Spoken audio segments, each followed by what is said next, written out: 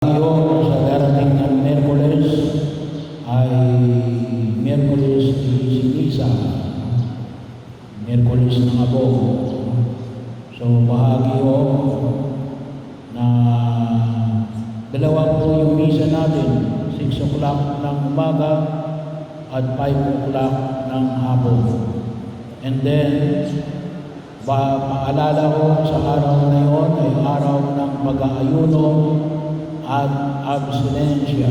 Abstinensya ay hindi pagkain ng karne, maliban ng isda. So, bahagi ko. Yun po ay yung sa hindi pagkain ng karne. Wala akong edad yun. Yung may edad na exempted ay yung pagkain pala ng karne ay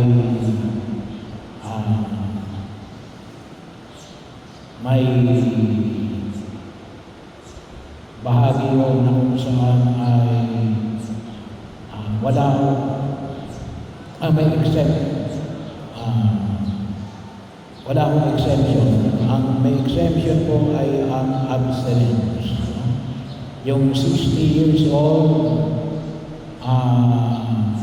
pataas, pwede mong hindi na mag-abstinence. Ano yung abstinence? Medyo nagugulo. Yung abstinence po, yung hindi pagkain ng karne, wala pong exempted. Yung may exemption po ay yung pag-aayuno, yung fasting.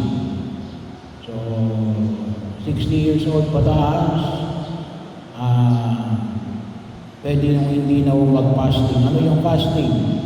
Isang buong pagkain. So, walang merienda. At yung mamimili kayo, umagahan, tanghalian, o hapunan, mamimili kayo ng isa roon, yun ang one full meal. So yung dalawa ay kalahati lang.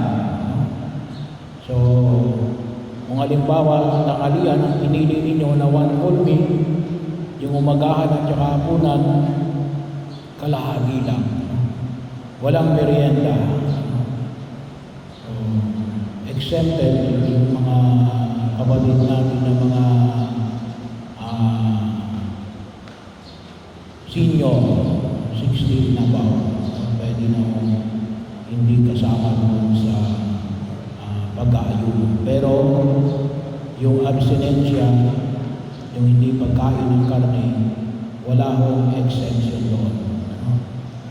So yun po yung ating bahagi na nawa po mapagandaan natin panahon na ng Kwaresma.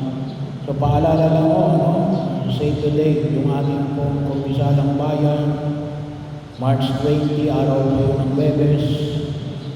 So alas 5 ng hapon, ang ating iglesia, Bisita Iglesia, March 29, araw po yun ng Sabado. So sa Pampanga, makipag-ugnayan na po sa opisina ng parokya o kay Sister Jeremy o kay Brother Brent para po sa mga nais na sumama. So bahagi ko ng ating mga aktibidad. Yung pong iba pang activity ng ating itong buwan na ito ay tsaka po natin ilalakad.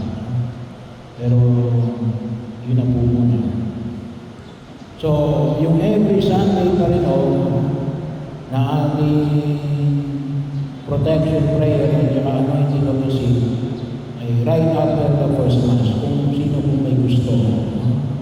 So, yun ay niaalay natin lalo sa mga kapatid natin na nais na sila ay ipagdasal sa kanilang mga karamdaman.